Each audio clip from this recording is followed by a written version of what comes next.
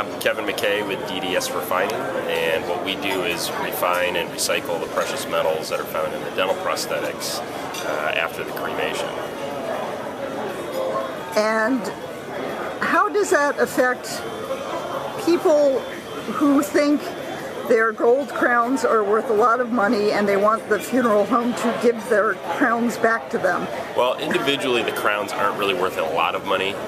Collectively, when a funeral home or a dentist would save them, it is worth doing because it is a process to actually recycle this material. It's also just not really something that a funeral home or a crematory can do to separate out each individual person's teeth from the cremains.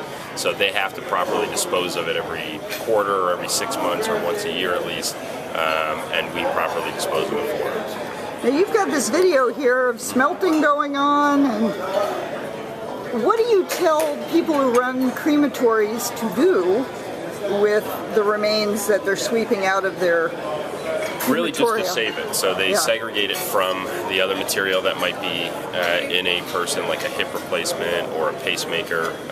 Hip replacements are always going to have be composed of non-precious materials.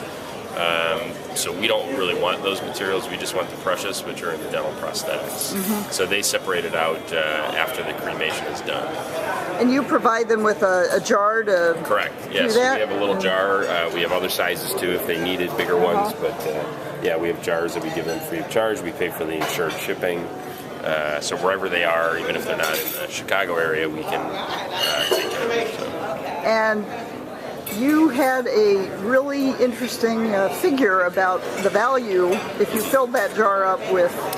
Yeah, and it's a pretty wide range, and it's just a guess, and it's based on where the current metal prices are, so that fluctuates. But one of these, I would say, if it were full with clean metal, so really no tooth structure or porcelain still attached, you could be looking in the neighborhood of $4,000 to $7,000. So it is certainly worth separating, taking the time to do it. With the amount of cremations, even just an average-sized crematory can do, they would easily be able to fill up one of those a year, maybe even every 6 months. And then donate either to a charity or...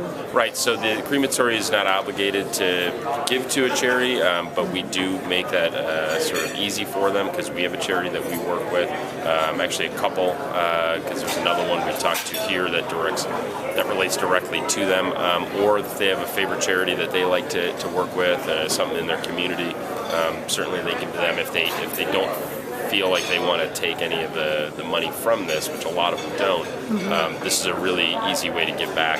What we also suggest is that they promote it, that they tell all their customers that this is what they're doing. They're actually handling this material properly, and because there is a surplus value, instead of putting it in their pocket, what they're then doing is turning around and giving that value back to the community.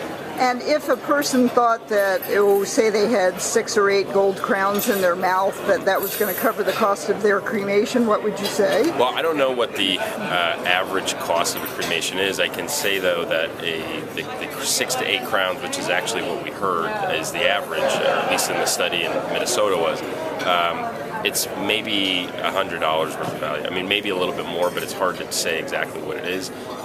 Really, the reason why it can't be done again is because it's not protocol for the crematories to take out that material. They're not dentists, and to hire a dentist to come in and do that would probably exceed what the value is. So again, this is why it's really just easier for the crematories who are professionals, working with us who are professionals, to sweep it out at the end and handle it that way. Any value that's there, we just give it back to a good cause. So.